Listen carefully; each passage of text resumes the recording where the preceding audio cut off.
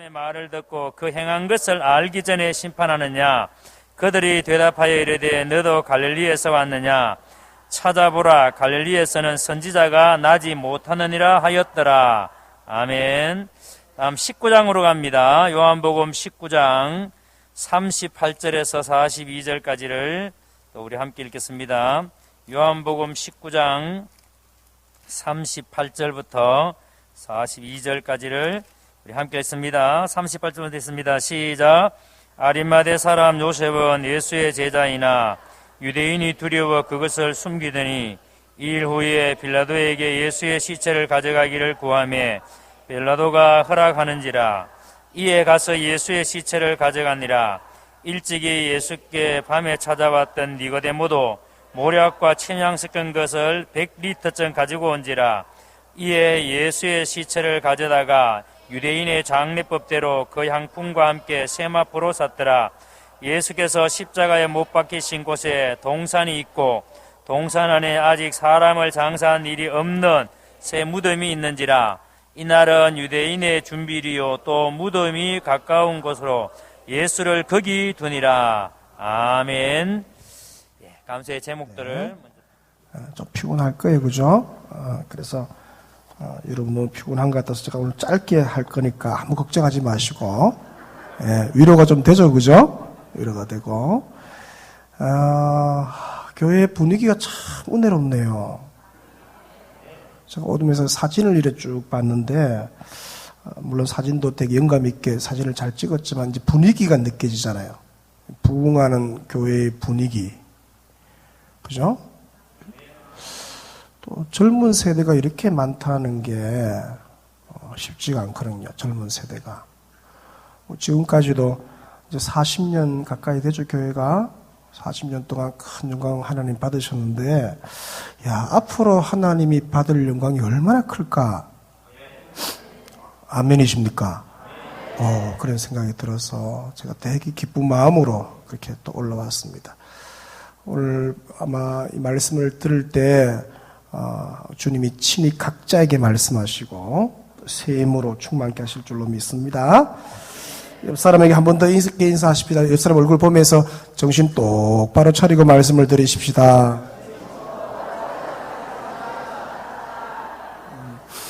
예. 왜냐하면 제가 주는 이제 성경을 이제 푸는 거니까 잘 따라오시면은 내가 볼 때는 충분히 이해가 되고 또 말씀이 잘 이해되면 그 말씀 자체가 내 안에서 역사하기 때문에 말씀이 폭발하잖아요. 말씀이 내 생각을 바꾸고, 아멘. 말씀이 나의 삶을 새롭게 하기 때문에 말씀만 잘 들으면 그 말씀이 역사하셔요. 오늘도 그런 밤 될 줄로 믿습니다. 본문의 말씀을 가지고 행동으로 믿음을 보이라. 행동으로 믿음을 보이라는 제목으로 말씀 묵상합니다. 자, 오늘 본문들 세 본문을 제가 연속해서 읽었는데 이 본문들의 등장인물은 여러분 금세 파악했죠? 누구예요? 니고데모. 자, 니고데모를 오늘 요한복음에서 니고데모가 3번 나와요.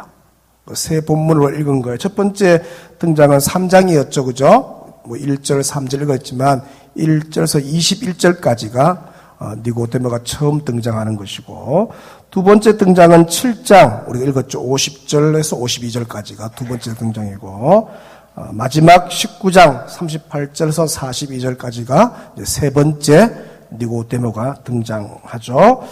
자, 니고데모가 등장한 이 3장, 7장, 19장을 이제 연속해서 묵상을 해 볼 경우에 니고데모에게 한 가지 뚜렷한 변화가 있어요. 여러분 이제 읽어오시면서 어떤 변화가 있었는지 좀 파악하신 분도 계실 텐데, 그것은 바로 니고데모의 그의 믿음이 계속 성장하고 있구나. 야, 이 사람의 믿음이 계속 성장하고 있네. 근데 그 믿음이 뭡니까? 행동으로 나타나고 있네. 그걸 좀 아실 수 있을 거예요. 그리고 요한복음은 니고데모를 처음 부분과 중간 부분, 그리고 끝 부분에 3장은 첫 부분이고 7장 중간 부분이에요. 19장 끝머리예요. 처음, 중간, 끝에 세 번을 등장시켜서 이 니고데모의 믿음의 변화와 믿음의 성숙, 나중에는 그 믿음이 뭡니까? 삶으로 입증되는 것을 흥미롭게 다루고 있다는 것이죠.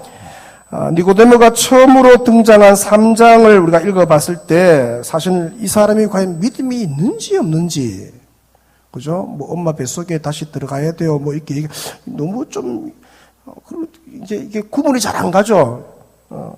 근데 맨 나중에 19장에 가게 되면은 니고데모의 이 믿음이 보통 믿음이 아니라는 것을 알 수가 있죠. 굉장히 놀라운, 이 보배와 같은 믿음을 가진 사람이구나. 그걸 19장에 가서야 알 수가 있는 것이죠.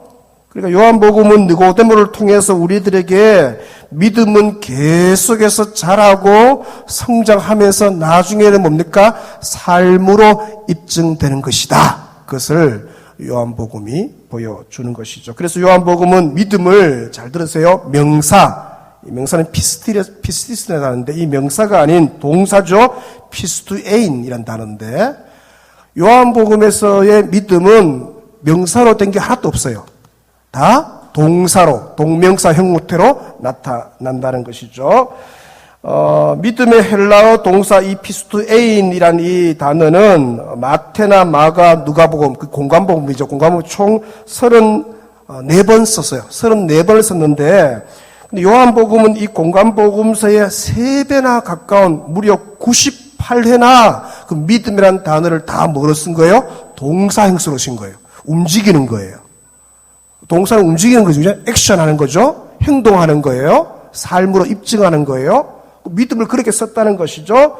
이상할 정도로 요한복음에서는 어떻게요? 이 피스티스라는 이 명사형이 단 한 번도 안 나타나요. 그러니까 요한복음에서의 믿음은 다 뭐예요? 동사예요. 움직이는 거예요. 행하는 거예요. 삶으로 나타내 보이는 거예요. 그렇게 뭡니까? 이 요한복음에서의 믿음이 기록된다. 그러니까 믿음은 뭡니까? 계속 자라고 계속해서 뭐요? 성장하는 것이다. 그것을 보여주는 것이죠. 요한복음은 니고데모와 동일한 방식으로 제자 도마, 여러분 도마 아시죠? 집에 있는 도마 하나씩 다 갖고 계시잖아요. 이 제자 도마를 또 3번 등장시키는데 도마도 11장, 14장, 20장 찾지 않습니다. 이 세 부분의 도마에 세 번 나와요. 3번 나오는데 이 도마가 등장한 본문을 읽어보면 첫 등장과 마지막 등장에 봤을 때 큰 차이와 변화가 도마에게도 있다는 것이죠. 11장의 첫 등장을 보면 예수님에 대한 이해나 믿음이 이 도마가 매우 부족해요. 아유, 이게 이 제자 맞나 싶을 만큼 그런데, 근데 예수님 말을 막 오해하기도 하고, 또 자의적으로 예수님 말을 해석하기도 하고, 그렇게 하죠. 근데 20장 마지막 등장에 가면요, 그의 믿음이 엄청 성숙해져 있다는 것을 우리가 알죠. 여러분 잘 아는 본문이에요. 20장 27절 자막 좀 보시면, 자막 나오죠? 자막이 나올 거예요. 자막을 보내달라고 얘기해. 자막 나왔죠? 20장 27절.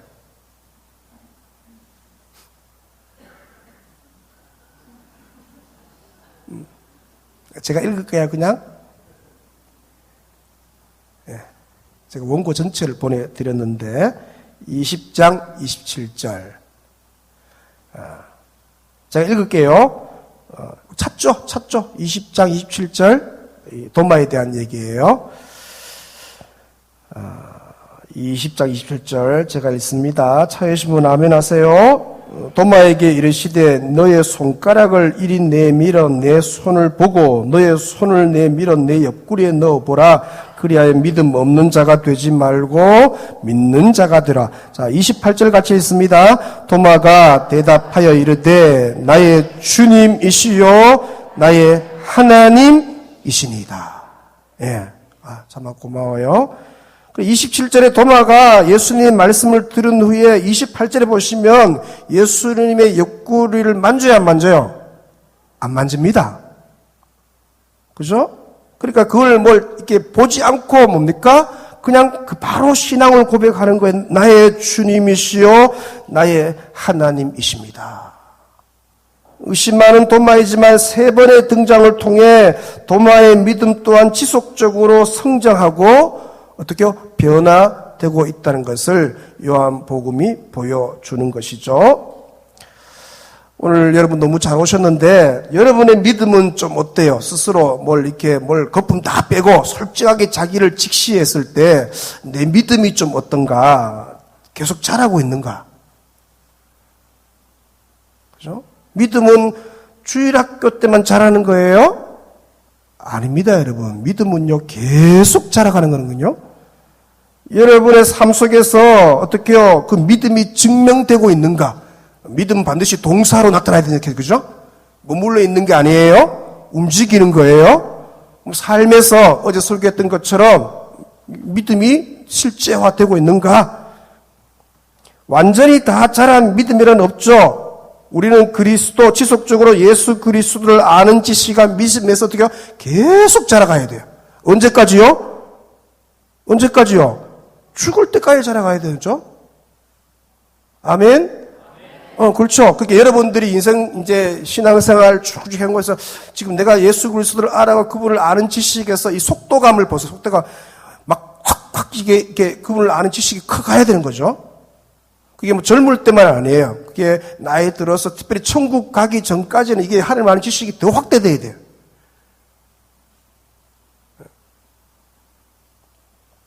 여러분의 믿음이 여러분의 인생 여정 속에서 지속적으로 성장해야 하죠. 학습받을 때보다 세례받을 때 믿음이 더 커져야 돼요. 아멘이십니까? 그렇죠. 10대의 믿음, 귀한 믿음이에요. 그러나 20대, 30대의 믿음은 더 성숙해야 되죠. 거기에 대한 갈망이 있어요. 40대의 믿음보다 50대, 60대의 믿음이 더 성숙해야 되죠. 70대의 믿음보다 주님 앞에 서기 전에 믿음이 뭡니까? 최고조에 달해야 되죠.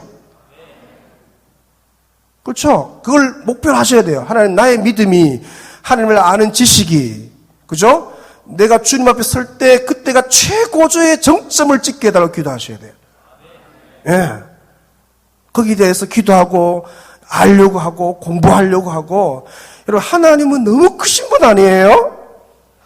그러니까, 하나님은 너무 크신 분인데, 그 하나님을 우리가 다 못 경험하고 천국 가요.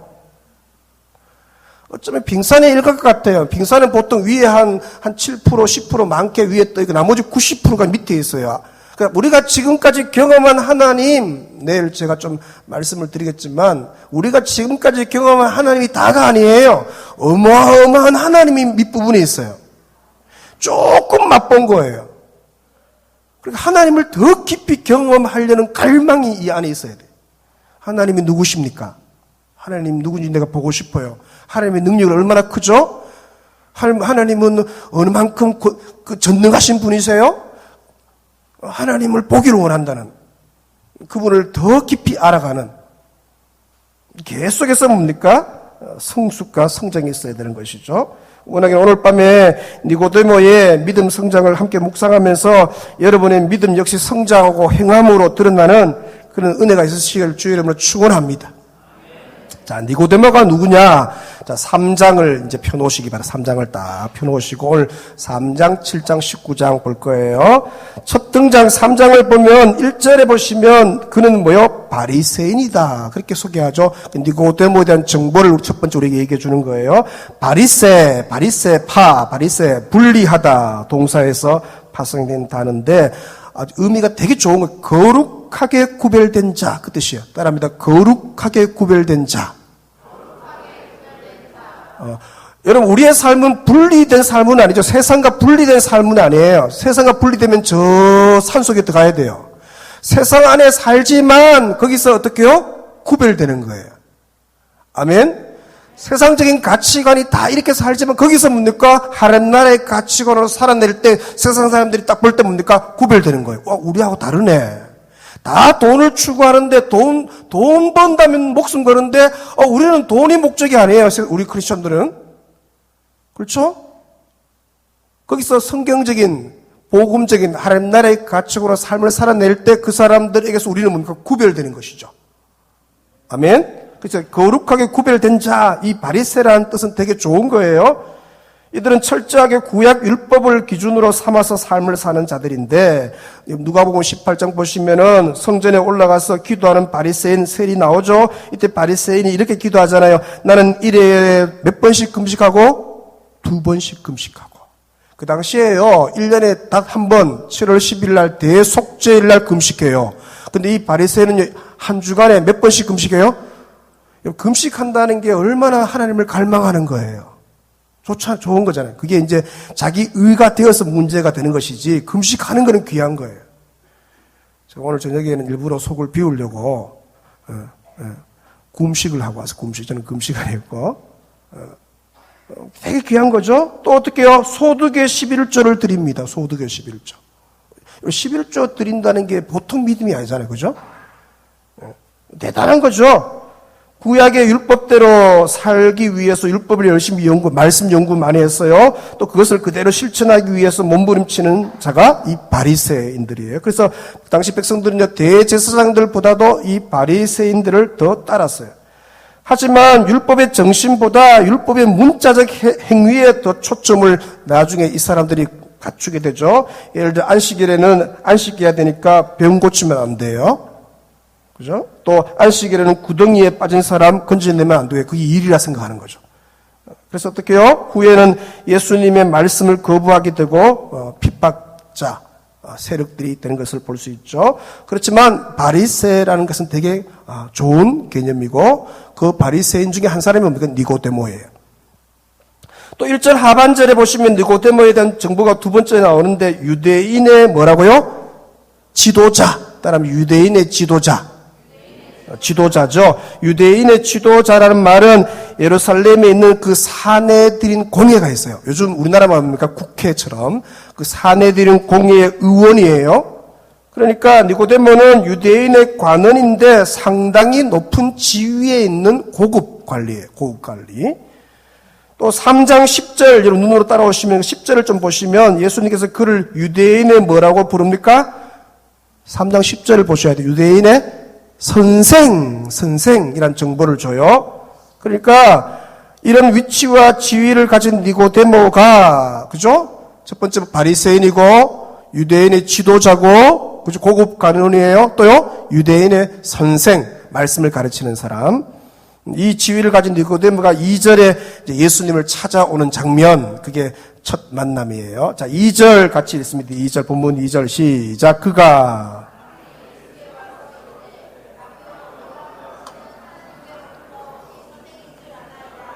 우리가 당신이 행하신 이 표적을 아무도 알 수 없습니다.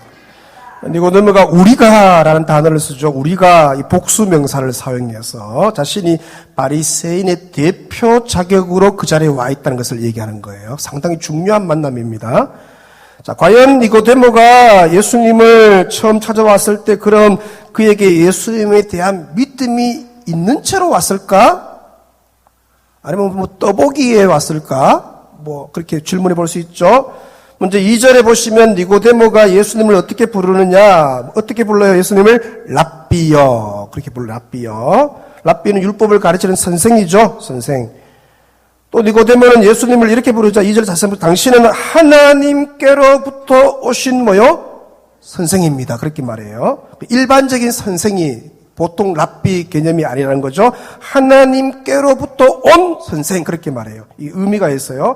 하나님께로부터 온 선지자라고 하는 완곡 표현이에요. 그렇게 말은 뭡니까? 당신은 뭡니까? 선지자이시고 당신은 뭡니까? 예언자인 것처럼 보입니다. 그 뜻이 뭡니까? 하늘에서 온 그 개념이에요. 그게 이 니고데모가 예수님에 대한 개념을 그렇게 갖고 있다는 거죠, 지금. 또 더 나아가서 니고데모는 하나님이 함께 하시지 아니하시면 당신이 행하시는 이 표적을 아무도 할 수 없습니다. 지금 당신이 하는 표적이 하나님이 함께 했기 때문에 합니다. 그렇게 얘기한다는 거죠. 그 말은 당신은 곧 선지자입니다. 라는 것을 우회적으로 표시하는 말이에요. 그러니까 니고데모는 예수님에 대해서 선지자라는 단어를 직접은 안 써요. 그죠? 하지만 간접적으로 어떻게 예수님을 선지자로 뭐 하고 있다는 것을 알 수 있어요? 선지자로 인정하고 있다는 것을 요 문구들을 통해서 우리가 알 수 있는 것이죠. 어렵지 않죠? 잘 따라올 수 있죠, 그죠? 이게 뭐 부흥회하고 이러면 그죠, 막 예화도 많이 들고 하면 그죠, 귀에 쏙쏙 들어오는데 그게 아니고 이제 말씀을 푸니까 조금 어렵지만 저는요 공부를 못 해봤기 때문에 못 따라오는 사람들을 좀 데리고 가려는 마음이 있어요. 그래 절대로 낙심하지 마시고 따라오시면 돼요. 여기까지 이해되셨죠, 그죠? 자, 그런데 여러분 니고데모가 예수님을 찾아온 때를 오늘 2절에 소개하는데 언제 찾아왔다고요? 여러분 잘 아는 것처럼 밤에, 니고데모 하면 밤에라는 단어가 밤에 찾아왔죠. 학자들은 이 밤에라는 표현을 두고 몇 가지로 해석을 하는데 먼저는요, 이 사람이 공의회 의원이에요. 국회의원이에요. 뭐 아주 중요한 사람인데 사람의 눈을 피해서 몰래 밤에 찾아왔을 것이다. 지위와 체면이 있을 거 아니에요. 뭐 그렇게 해석도 해요. 둘째는 예수님을 만날 만한 시간을 확보하기 위해서, 왜냐하면 예수님이 바쁘시잖아요. 주로 뭐 고치는 사역, 가르치는 사역, 치유 사역을 예수님이 하루 스케줄이 얼마나 바빠요. 예수님 만나려면 이게 한가할 때 와야 돼요. 그런 의미에서 밤에 왔을 것이다. 그렇게 해석을 해요. 셋째는요, 이 밤이라는 단어가 상징하는 의미가 있다는 것이죠. 이 밤은 은유적인 표현인데 주로 어떻게 해요? 영적 어두운 상태를 나타낼 때 밤이란 단어를 사용해요. 따라합니다. 영적 어두운 상태. 요한복음 전체 문맥을 봤을 때 이 세 번째 견해가 지금 매우 일리가 있는 견해인 것이죠. 왜냐하면 요한복음 1장부터 1장 1절에서 5절을 보니까 예수님을 뭐로 소개하느냐? 예수님을 빛으로 소개해요. 참빛으로 소개해요. 자, 1장 5절 우리 자막 같이 읽겠습니다. 1장 5절 자막. 자, 아니면 1장 5절 찾습니다. 그 앞에 바로 있죠. 1장 5절 같이 읽습니다. 빛이 어둠에 빛이 돼 어둠이 깨닫지 못하더라. 빛이 어두운 가운데 왔지만 어둠이 어떻게 해요? 깨닫지 못한 거예요. 밤이 깨닫지 못한 것이죠. 그래서 이 밤이란 단어가 요한복음에서는 어두운 상태, 영적으로 매우 어두운 상태니까 빛이 와도 빛을 못 깨닫는 거예요. 바로 곁에 예수님을 두고도 그분이 빛인지를 모른다는 거예요. 어두운 상태니까.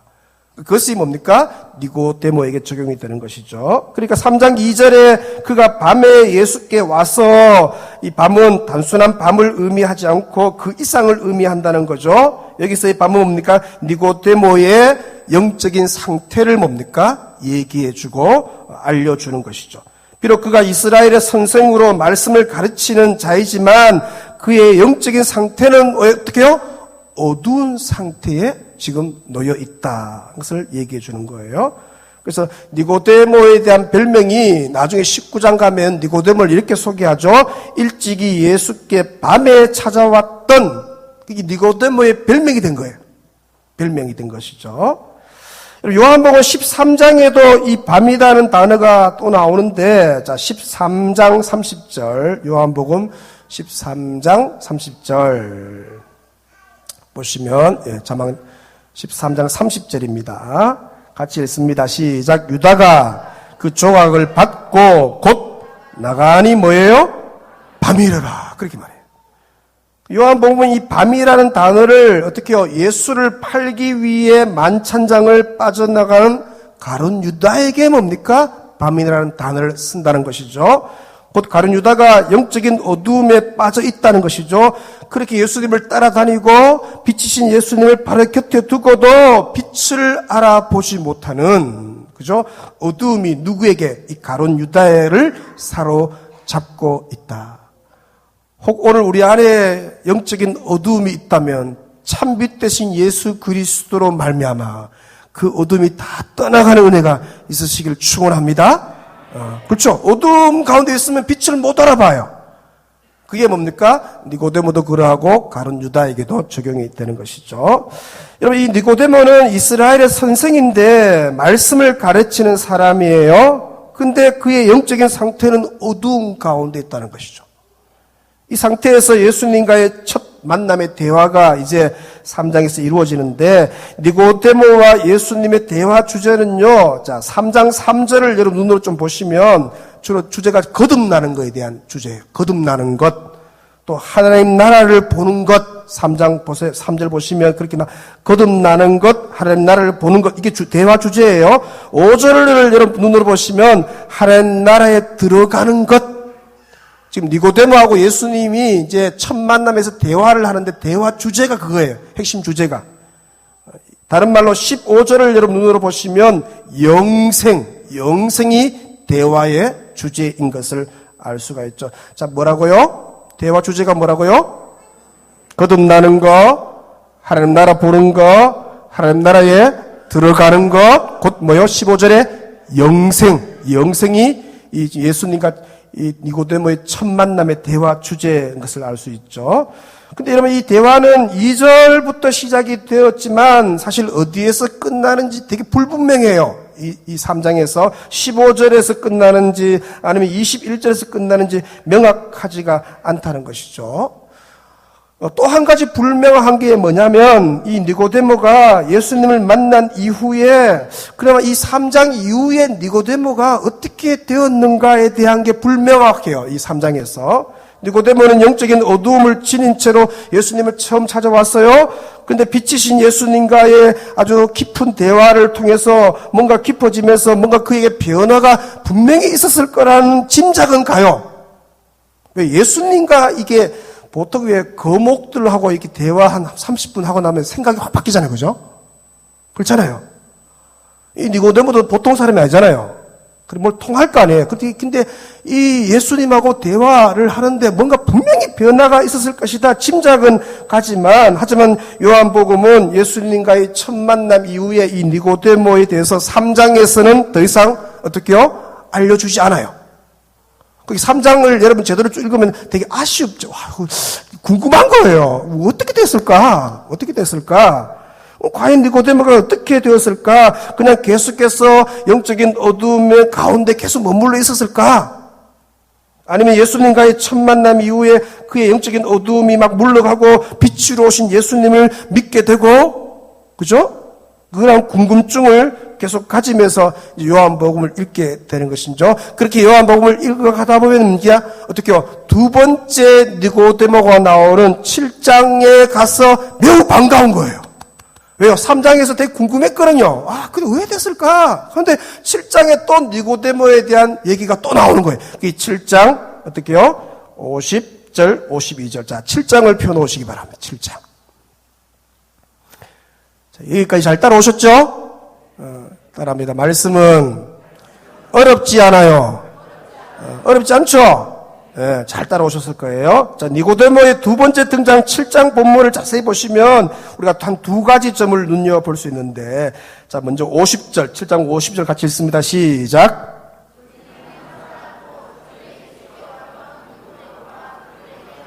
자, 50절 자세히 보시면 첫 번째 눈여겨볼 것이 어떤 표현이 없냐면 밤이라는 표현이 없어요. 그죠? 50절에 그냥 어떻게 해요? 전에 예수께 왔던, 그렇게. 전에는 언제 왔는데? 밤이 왔었는데, 3장에서는. 7장에는요, 밤이라는 표현이 없어요. 그죠? 그렇게만 되어 있죠? 첫 번째 등장에서 니고데모의 영적 어둠을 은유적으로 보여주었던 이 밤이라는 표현이 두 번째 7장 등장에서는 뭡니까? 사라진 거예요. 그렇죠? 그러니까 이것이 의미하는 바가 있죠. 바로 3장의 첫 번째 등장에서 예수님과 대화 이후에 이 니고데모에게 한 7장쯤 상당한 시간이 걸렸을 7장쯤 왔을 때는 뭡니까? 이 니고데모에게 뭐요? 뭔가 변화가 있었다. 큰 변화가 지금 일어나는 거예요. 왜? 믿음은 아까 말했는데 계속 성장하고 변화하기 때문에. 아멘. 그의 영적인 어두움이 뭡니까? 물러갔다는 것을 이 말씀을 통해서 보여주는 거예요. 처음에는 되게 어두운 가운데 있어요. 빛을 잘 못 봤어요. 근데 첫 만남 이후에 이 니고데모에게 뭡니까? 밤이란 단어를 뺨으로 인하여서 뭡니까? 그의 영적인 어둠은 물러가게 된, 그분을 예수 그리스도를 더 깊이 인식하게 되는. 아멘. 둘째로 눈여겨볼 것은 51절 보시면 이 니고데모가 예수님을 변호하고 옹호하는 얘기를 하고 있죠. 자, 51절 같이 읽습니다. 시작. 우리 율법은 심판하느냐. 이 말은 대제사장과 바리새인들이 예수님에 대해서 함부로 얘기할 때 니고데모가 솔직히 나선 거예요. 나서서는 뭡니까? 예수님을 뭡니까? 옹호하는 거. 아니, 우리가 사람 얘기도 안 들어보고 뭐 심판하나? 직접 들어보지도 않고 그게 예수님을 뭡니까? 변호하는 얘기를 여기 하고 있다는 것이죠. 그러니까 7장의 니고데모의 두 번째 등장에서 그가 뭡니까? 상당히 많이 달라졌다는 것이죠. 첫 번째하고 다른 거예요. 다른 사람으로 성장하는 것이죠. 먼저 영적인 어둠은 물러갔고, 아멘. 더 나아가 예수님을 변호하고 옹호하는 모습을 두 번째 등장에서 보여준다는 것이죠. 이것은 니고데모의 예수 그리스도에 대한 믿음이 계속 뭐하고 있다는 거예요? 지금 성장하고 자라고 있다는 것을 보여주는 것이죠. 하지만 아직까지는 그의 신앙 수준이 어떠한지가 7장에서는 명확하지가 않아요. 그래서 우리는 니고데모의 세 번째 등장이 뭡니까? 궁금하기 시작합니다. 여러분 성경 읽을 때 저를 보세요. 궁금해야 돼요. 성경을 막 읽을 때 막 궁금해서 못 살아야 돼요. 아멘? 야, 다음에는 어떻게 될까? 요 다음이 뭘까? 보통 연속하고 다음에 막 궁금하잖아, 그죠? 그게 두 번째 등장하고 난 되게 궁금하다. 이게 이제 뭐 어떻게 됐을까? 근데 뭐가 좀 변했는데 이게 아직까지 명확하지 않으니까. 자, 니고데모의 마지막 세 번째 등장은 19장입니다. 자, 19장을 펴시기 바랍니다. 19장. 자, 19장 38절. 38절부터 이 마지막 절까지의 그 두 인물이 이제 등장하는데, 첫 번째 인물은 누구냐면 아리마대 사람 요셉이 등장하죠. 자, 38절 같이 읽습니다. 시작. 아리마대 사람 요셉은 예수의 제자이나 유대인이 두려워 그것을 숨기더니 이 일 후에 빌라도에게 예수의 시체를 가져가기를 구하며 빌라도가 허락하는지라 이에 가서 예수의 시체를 가져가니라. 38절 보시면 아리마대 사람 요셉을 소개하는데 어떻게 소개하느냐? 아리마대 사람 요셉은 누구의 제자라고요? 예수의 제자라고 소개한다는 거죠. 예수의 제자라고 소개해요. 그런데 그런 유대인이 두려워서 예수의 제자이긴 하지만 유대인이 두려워서 예수의 제자라는 것을 사실 그동안 뭐하고 있었던 거예요? 숨기고 있었던 거예요. 이걸 유대인이 두려워요. 이걸 이제 커밍 아웃 드러내면 어떡해요? 이렇게 큰 뭐 이렇게 어려움이 생기겠죠. 그래서 몰래 예수님을 믿고 있는 쉽게 이걸 이제 숨은 그리스도인. 보통 보수 중에 샤이 보수 있는 것이 부끄러운 숨은 그리스도인이 있다는 것이죠. 그런데 그런 이 아리마대 사람 요셉이 지금 빌라도에게 가서 어떻게 하겠느냐? 예수님의 시체를 가져가기를 요청했다 그렇게 말하고 있죠. 여러분 지금 제자들은 여기 아무도 없어요. 큰 소리 친 제자들은 아무도 없어요.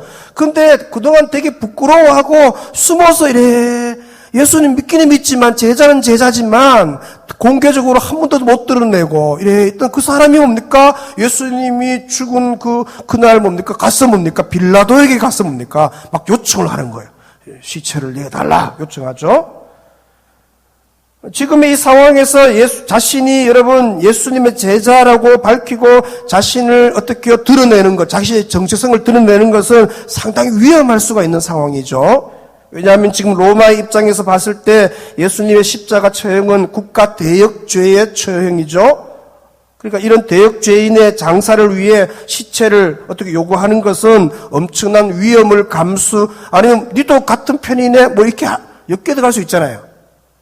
아주 위험을 감수해야 되는 그런 상황이에요. 그럼에도 불구하고 지금까지 유대인이 두려워서 숨은 제자로 살고 있던 이 아리마대 사람 요셉이 오늘 당당히 뭡니까? 자신을 뭡니까? 드러내는 거예요. 커밍 아웃을 한 거예요. 내가 예수의 제자입니다. 그죠? 누구보다도 뭡니까? 시체를 달라고 했으니까 그건 예수당임을 완전히 드러내는 거, 제자를 완전히 드러내는 것이죠. 사실 마가복음 15장이나 이제 아리마대 요셉을 할 때 이제 세 군데 마가복음 같은 경우는요, 아리마대 요셉을 사내들인 공의의 의원이에요. 니고데모와 같은, 그죠? 사내들인 공의의 의원이에요. 대단한 고급 관리예요. 또 마태복음 27장에 57절 보니까 부자, 이 사람을 부자라고 생각합니다. 자기 무덤도 그 당시에 자기 무덤을 가진 사람은 상당히 부자예요. 부자라고 소개하고 있죠. 누가복음 23장 50절 보니까 의로운 사람, 그러니까 이 아리마대 요셉에 대해서 공간복음을 그렇게 소개를 하고 있어요. 근데 요한복음 같은 경우는요, 오늘 보면 알겠지만도 그런 얘기를 하나도 안 해요. 그 사람이 뭐 부자였다, 공의의 의원이었다, 또 의로운 사람이다, 이런 얘기를 쏙 빼고는 이 요한복음 같은 경우는요, 대신에 초점을 그가 이전까지는 뭐였다? 숨은 제자였다. 무서워서 또는 부끄러워서 내가 예수 믿습니다. 난 어느 교회 다닙니다. 어느 교회 집사입니다. 이걸 얘기를 못한 거예요. 회사에서, 동네에서. 그런데 어떻게 지금은 뭡니까? 예수님이 십자가에 죽고 무덤에서 들어간 그때 어떻게요? 더 이상 숨지 않고 만천하에 자신이 예수의 제자임을 당당히 뭡니까? 드러내고 어떻게 밝히고 있다는 것에 더 초점을 요한복음은 맞추고 있다는 것이죠.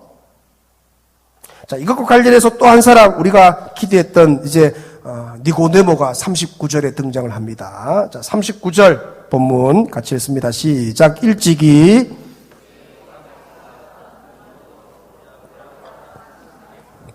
리트라쯤 가지고 온지라. 여러분, 저자 요한이 아리마대 사람을 이 19장에서 먼저 등장시키고 그 다음 니고데모를 얘기해요.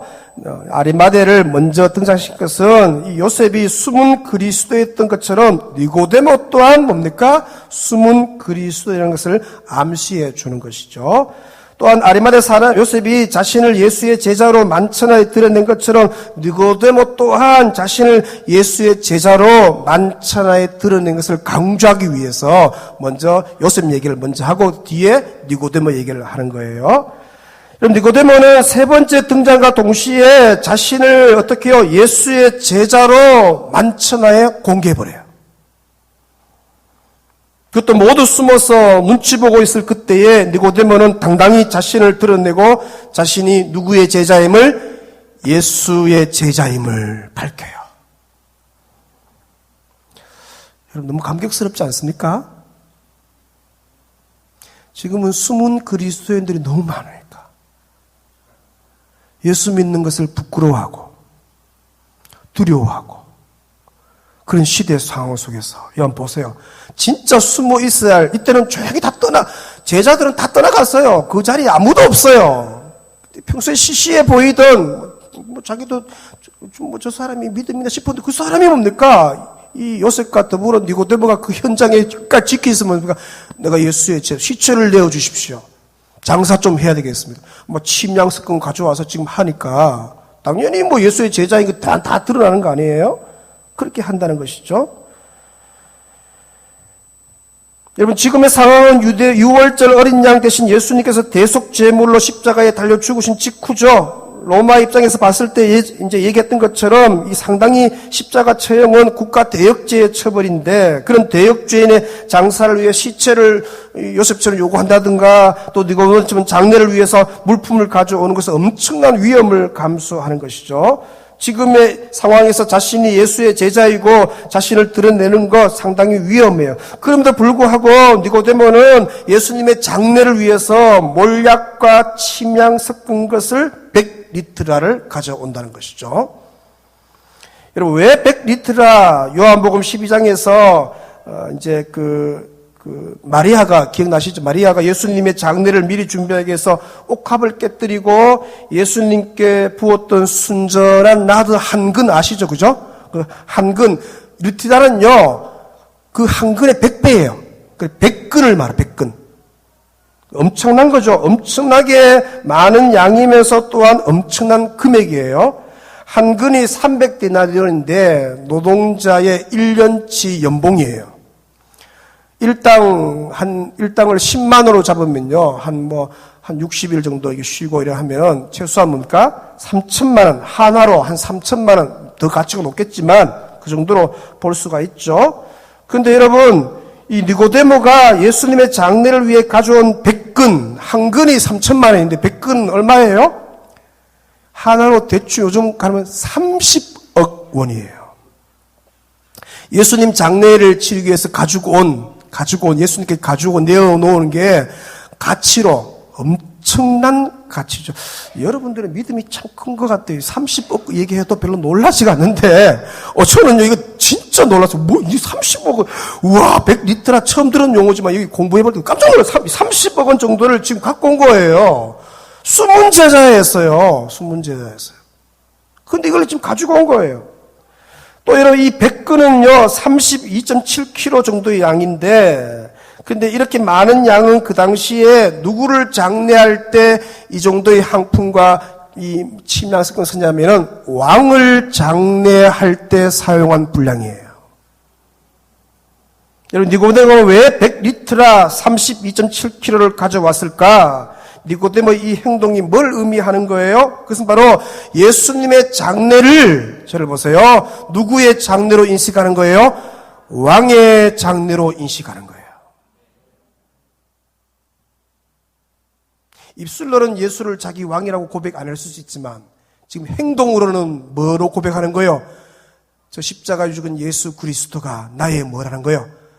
왕이십니다.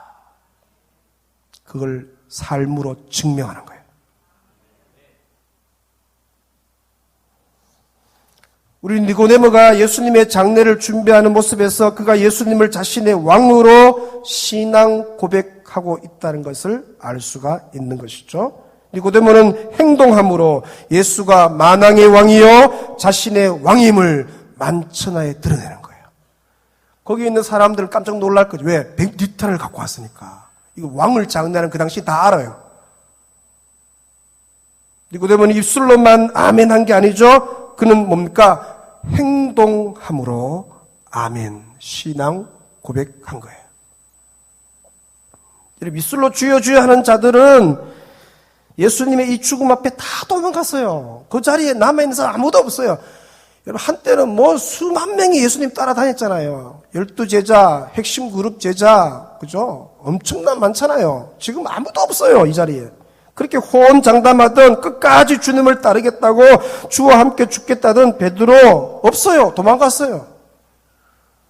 그래도 이 자리는 수제자는 지키고 있어야지.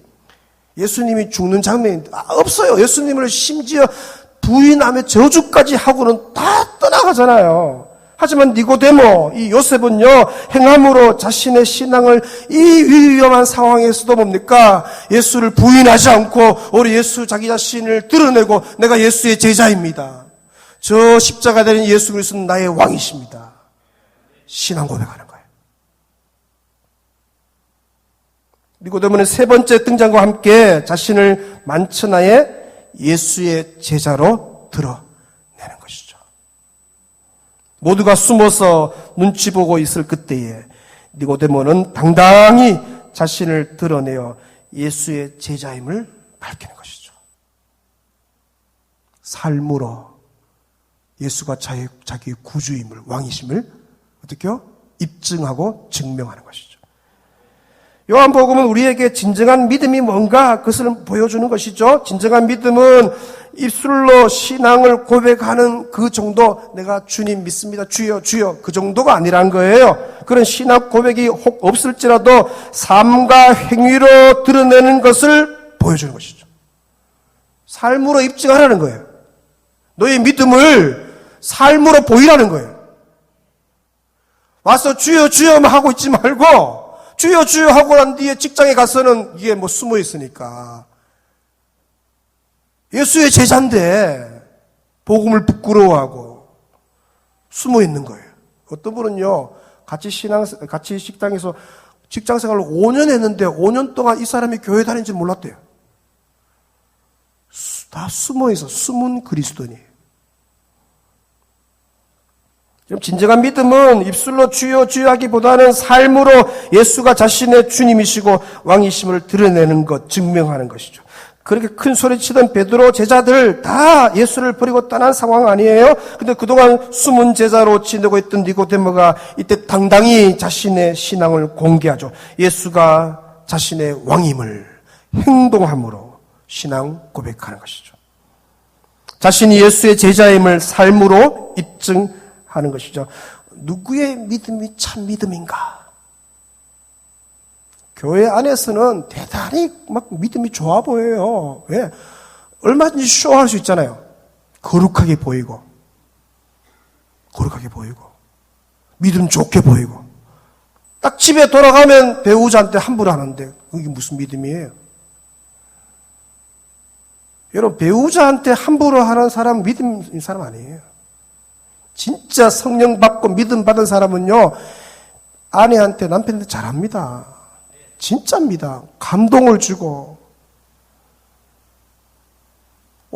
교회에서는 대단한 사람인데, 직장에 가면 이 직장에서 삶을 딱 추적해 봤을 때 이거는 뭡니까? 개판 5분 전이에요. 세상 사람과 똑같은 가치관을 가지고 돈을 추구하고 그렇게 살아요. 교회 오면은 모두가 바뀌어, 모두가. 딱 거룩한 모드로, 경건 모드로. 사람이 바뀌어.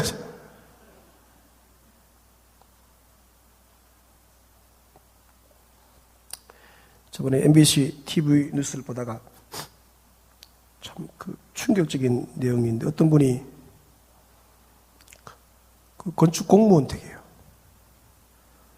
근데 이분이 밖으로 이제 자기 집 밖에 이렇게 요즘은 CCTV가 다 곳곳 아시죠, 그죠?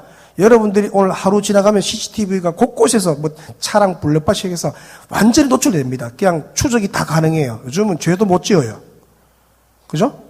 이분이 밖에 나와서 자기 집 엘리베이터 CCTV도 있어, 그죠? 엘리베이터에서 이리 내려오는 장면, 지하 1층에서 뭡니까? 뇌물 받는 장면. 업자한테, 이제 건축업자한테 뇌물 받는 거야. 받아서 뭡니까? 엘리베이터 타서 탔는데 그걸 돈을 또 왜 헤아리는지 돈을 헤아리는 장면. 얼마 줬나, 궁금하지? 그 집으로 들어가니 다 찍겠어요. 근데 이분이 어느 교회의 신실한 집사예요. 왜? 이분이요, 받은 돈으로 11조를 했으니까. 믿음 얼마나 좋아요. 뇌물 받아서 11조 하는데. 그럼 교회에서는 어떻게 느껴져요? 교회에서는 11조를 많이 하는 거예요. 꼬박꼬박 해. 그럼 어떻게 생각해요? 저 사람은 뭐가 많은 사람? 믿음이 좋은 사람. 또 봉사도 잘하고 막 그래. 그럼 어떻게 해요? 그 사람이 계속 그 교회의 핵심 리더로 자라면 뭐까지 되겠어요? 장로님까지 되죠. 근데 삶은요? 삶.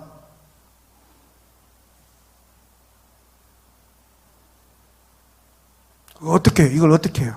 그리고 그분이 기자가 이분은 어느 교회 집사인데 그 돈을 가지고 11조를 하였으면 이렇게 멘트가 나와, 멘트. 그게 MBC 공식적인 벌써 10년이 넘은 거예요. 멘트가 나온 거예요. 그래서 제가 알았죠.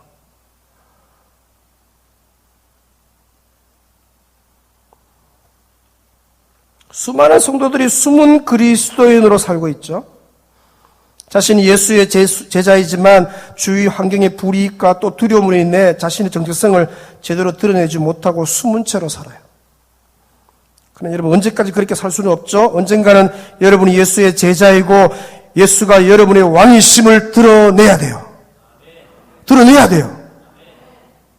그래야 그것이 진짜 믿음이에요. 끝까지 숨기고 끝까지 자신이 예수의 제자임을 드러내지 않는다면 여러분의 믿음을 의심해 봐야 돼요. 진짜 내 믿음이 진짜 믿음이라면, 참 믿음이라면 드러나게 되어 있어요. 그렇죠? 삶으로 드러나게 되어 있어요.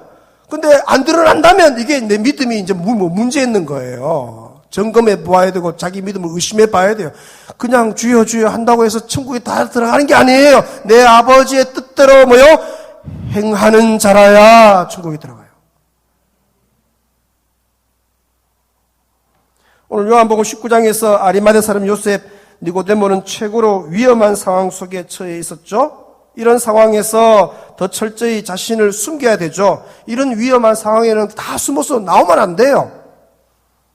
그래야 자신의 사회적인 위치, 인간관계에서 불이익을 당하지 않죠. 그러나 니고데모와 이 아리마대 요셉은 이런 위기 상황 속에서 오히려 자신이 예수의 제자임을 공개적으로 만천하에 드러내요.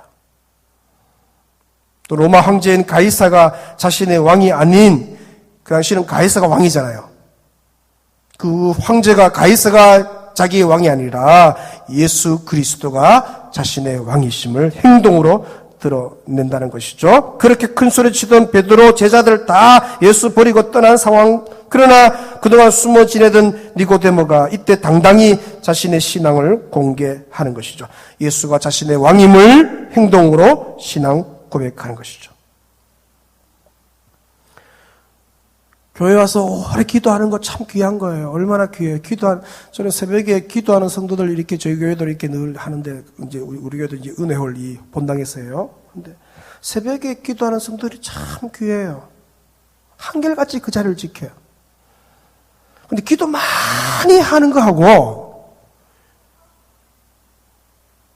기도를 너무 많이 하는데 그 사람에 대한 소문이 저한테 들리는데, 동네에서는 깍쟁이로 소문이 그리 났고요. 고집불통. 소문이, 그 사람에 대한 소문이에요. 기도는 진짜 많이 하시는 분인데, 왜? 에? 오히려 그 사람 때문에 어떻게 예수의 이름이 욕먹고, 예수의 이름이 손가락이 당하고, 회사에서 속 좁은 사람, 불통의 아이콘으로 자기 것만 챙기는 이기주의자로 소문이 나고, 진정한 믿음이 뭐예요? 진정한 믿음은 삶으로 고백하는 것입니다. 삶으로 예수를 시인하고. 아멘. 사랑하는 성도 여러분, 오늘 너무 잘 오셨는데 당당히 오늘 이후로 여러분이 누구인지를 공개하시기를 축원합니다. 나 이런 사람이야 하고 막 얘기해야 돼요. 여러분이 예수의 제자임을 당당히 드러내십시오. 아멘. 공개하고 드러내되 말로 드러내지 않고, 말로는 잘 드러내. 우리는 말로는 아니잖아요. 말빨은 아니잖아요. 근데 자기 먼저 말로 막 드러냈는데 삶을 보니까 아닌 거예요. 그러니까 절대로 내가 먼저 예수 믿는다 얘기하지 마시고 삶으로 이래. 저 사람이 삶을 보니까 자기들이 사는 삶과 다른 삶이 구별된 삶이에요. 알고 보니 저 사람이 교회 다니는 사람이에요. 그들로 하여금 내가 누구인지를 찾도록 하십시오. 가서 나는 어느 교회 집사님 장로고 다 얘기했는데 이제 그러면 이제 집사 장로 관점에서 볼 거 아니에요. 삶을 보는데 삶이 엉망이라. 오만 욕 다 먹죠.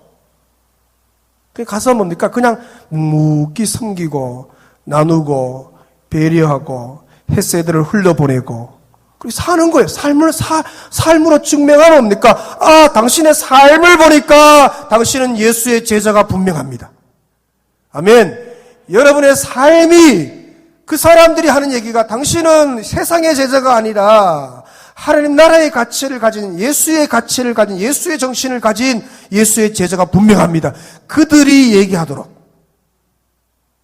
저 같은 경우는 이제 교회 성도들이 이제 개업 예배하러 가잖아요. 개업 예배하면 이제 보통 개업 이게 액자 같은 거 일찍 달지 마시라고 그렇게 얘기해요.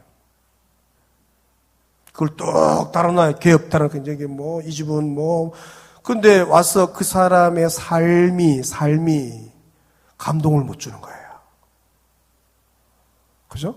그걸 내는 저 구석에 놔두고, 가끔씩 보고, 사시라고, 예수의 제자로 사시라고, 친절과 그리스도의 햇새들을 흘러보내고, 복음의 능력을 사시라고, 살면 그들이 궁금해 할 거라고. Who are you? 당신은 누구십니까? 어떻게 우리가 사는 삶과 이렇게 다릅니까? 세상은 다 돈을 추구하는데 당신은 그렇지 않는 것 같네요. 뭡니까? 비결이 뭐예요? 말해주세요. 나에게 그 비결을 좀 얘기해주세요. 사실은 제가 작은 소리로 예수의 제자입니다. 제가 예수의 제자입니다. 그게요, 100번 힘이 있는 거예요. 따라합니다. 제가 손도 같이 따라해요. 제가 예수의 제자입니다. 예수의 제자입니다. 네. 그들이 묻도록, 그들이 궁금해서 묻도록 그렇게 살아내십시오. 아멘. 제발 직장 가서 제자로 사십시오. 내가 제자입니다 말하지 말고 제자의 삶을 사세요. 그럼 그들이 궁금해할 것입니다. 왜? 요즘 저렇게 사는 사람 없거든요. 우리는 희생하죠. 자기를 내어주죠. 섬기죠. 세상은 다 군림하잖아요. 다 갑질하려고 하는데 내가 회사에 중근 간부인데도 불구하고 섬기지, 직원들 섬기지, 뭐 이렇게 삶을 보니까 다른 거예요. 다 그래 안 사는데 다르게 사는 삶, 구별되게 사는 사람이 있는 거예요. 알고 보면 누구의 제자예요? 예수의 제자예요. 왜? 성경적인 가치관은 세상적인 가치관과 물질관과 행복과 다르기 때문에. 말씀대로 살면요, 세상에서 다반히 우리는 구별되게 돼 있어요. 아멘. 그렇죠. 구별되게 돼 있죠.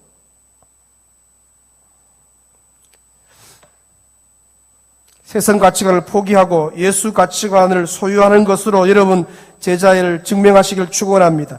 세상 사람과 똑같이 사는 것을 포기하는 것으로 우리의 삶을 증명하는 것이죠.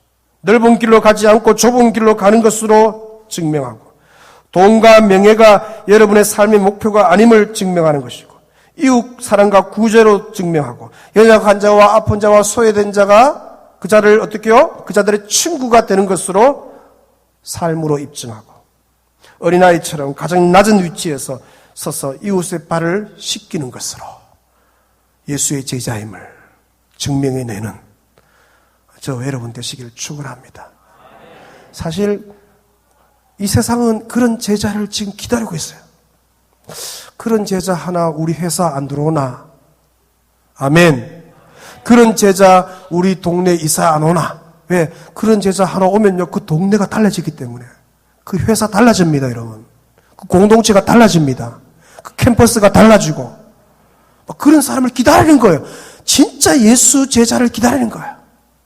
예수 제자.